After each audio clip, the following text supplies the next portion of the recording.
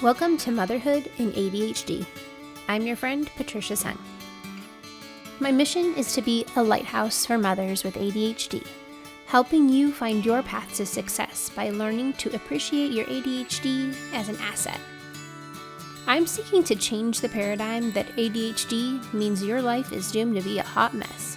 So I'm sharing strategies and encouraging you in your pursuit of happiness to love who you are every day of your ADHD life.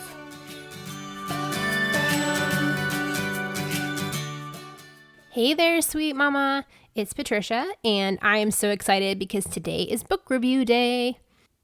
One of my goals for 2018 was to read more because I just devoured books as a child. And then, you get older and you get stuck reading really boring things for college or for work. And we just kind of lose that luster when it comes to reading. And there are so many great things out there that we can enrich ourselves with. So I just want to talk about some books that I've read recently, and I'll just do one here or there. Hopefully I can give a good enough review that you can know whether or not this is something that you'd want to get into right now or not. And I just think it's so important as moms that we do something enriching for ourselves as well, because we're always hearing about how it's so important to read to our kids, and that's the amount of reading that they get in when they're younger is really indicative of their language skills later in life. But if that's so important for our kids, why is that not important for us as well? And so even if you're just reading for a couple minutes, maybe in the carpool line, or the other day I read while my kids were in the bath. We were having a really rough day, and so I just let them play in the bathtub, and I read for a few minutes sitting next to them on the floor. Just find a way to put a little bit of intellectual enrichment into your life. And I was on a self-improvement kick in 2018. So this next book that I want to talk about is right up that alley. It was Nancy Ratey's The Disorganized Mind, Coaching Your ADHD Brain to Take Control of Your Time, Tasks, and Talents. So Nancy is an ADHD coach, and she has ADHD herself. So I found that overall, I really enjoyed how she approached things. She's very knowledgeable. And because she knows how our brains work, I feel like she has a unique perspective on someone who doesn't have ADHD and is trying to help all of us out. She starts out the book discussing how ADHD affects your life and what areas you're probably going to need help in. Just generally, what do people with ADHD struggle with? And then how coaching is helpful to those different areas. And she walks you through step by step on some improvements. She does a little survey. Actually, it's not a little survey. It's quite a long survey where you kind of take stock of your life as a whole. So then you take the self-evaluation portion where she talks about, the things you're struggling with and how they relate back to your ADHD and where you're going to implement the strategies that she gives you at the end. This book is aimed at adults with attention deficit disorder. If you have a really mature teen, I think they could probably gain some wisdom out of this book, but I wouldn't say it's for a tween or a less self-aware teenager. Obviously, if you can sit down with a coach one-on-one, that is the best option, but this book's a really great substitute. I think it gives you a better awareness of yourself. It also gives you a lot of tools to tackle many of your issues. Obviously, a book's not going to solve all of your problems, but I think it gives you a good starting point.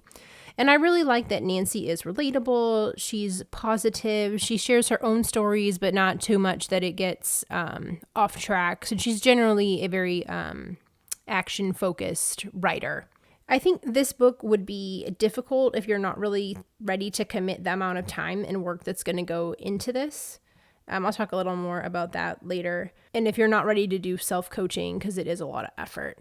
The other part that I found overwhelming was at the end of the book, she does give so many strategies, which is great, but it can be a little overwhelming. Obviously, if she was sitting down with you one-on-one, she would give you, one or two strategies to work on and then check back in and, adjust. But obviously, without her there, that's your job. And so you've got to sift through all the strategies that she gives you and find what's going to work best for you with whatever problem you're tackling.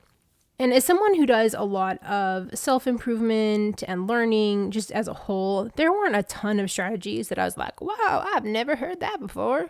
It was a lot of familiarity, but I think it's good to go back and review things that we know but have forgotten about and we're not utilizing. And also just to hear that encouragement of knowing you're not out there alone, you can do this, etc. That's, I think, really important for us to feel like we're not on an island. So really what I gained the most out of was the middle of the book, where she talks about the relationship between attention deficit disorder and then the problem that you're struggling with. It just gives you a new insight. So that's the part I really felt was most helpful. I think the two biggest things that I gained out of it was that connectivity that I wasn't aware of. For example, I'm a very perfectionistic person just by personality, but my ADHD puts a magnifying glass on that and kind of sends it into hyperdrive. And I never noticed the connection between being a perfectionist and getting distracted, because I get caught up on what's not important. I overfocus on it being exactly the way I want it, and I lose the enjoyment. And I'm not paying attention to the whole point of the activity, which is to enjoy my life and the activity that I'm doing with my kids. So just learning to let go and not be so focused on, well, this craft project is not going the way that I thought, and now it's a total mess and it's totally worthless. Why'd I even start it? Instead, just focusing on, okay, well, that didn't really go like I planned, but we still had a good time. Yes, it was messy, but we built some good memories on it. And so just being able to shift that focus, don't get distracted by it being exactly the way that I had perceived it to be, and focusing on the important part. So I thought that was a really good connection that I needed to make, is in staying focused on what's important. One of the other parts I really enjoyed was just her discussion on communicating with your spouses and family. She does give some good strategies, especially if you have older kids, on how to keep the family together and in the loop.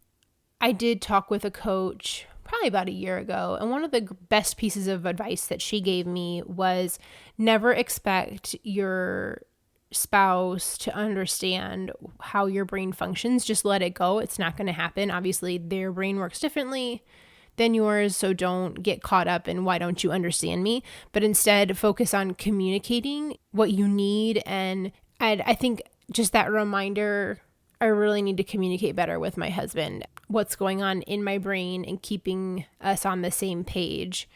So that self-evaluation section in the middle really, really did give me some good insights.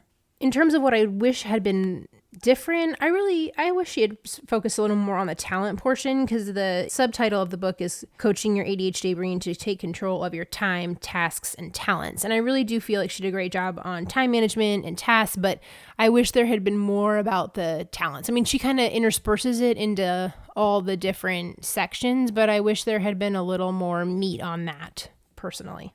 So overall, I recommend the book. I enjoyed it. I felt like I got a lot out of it. I took copious notes on this book, which to me means I got a lot out of it. I'd say probably double the amount of notes that I normally take in a book about self-improvement. In order to get the most out of this book, you need to be ready to learn about your ADHD, be committed to applying what you've learned. As I mentioned before, really the difficult part of this is that you're taking on all of the roles of coach and student. And so you've got to put down the information, analyze it, figure out what you're struggling with, make a plan with the strategies. Then you've got to be the one who executes the plan, and then circle back and review what's not going well, what's going well, what changes do I need to make, and then execute the updated plan. And so it is a lot of effort to be doing all those steps by yourself, and you've got to have accountability to stay on top of that. So you need to be ready for that level of work. I think this is a really great place to start if you're ready to make some changes. I think you can get a good foundation of what you want to work on, and you can start working on the ones that you're capable of doing, and then you can whittle it down to the things that you actually need professional help on. So I think you would get more bang out of your buck if you were to meet with somebody one-on-one, because you already know these are the things I was able to improve on my own, and these are the things that I was not able to do without professional help. If you're ready to jump in and do some work with Nancy Ratey. I highly recommend her book, The Disorganized Mind. I will put a link to it in my show notes so that you can go grab you a copy. And so you can hopefully take copious notes too, and find some great strategies on improving your life. All right, successful mama. I will talk to you soon. Bye. Thank you for listening to Motherhood and ADHD. For more resources, head over to our website, www.motherhoodandadhd.com.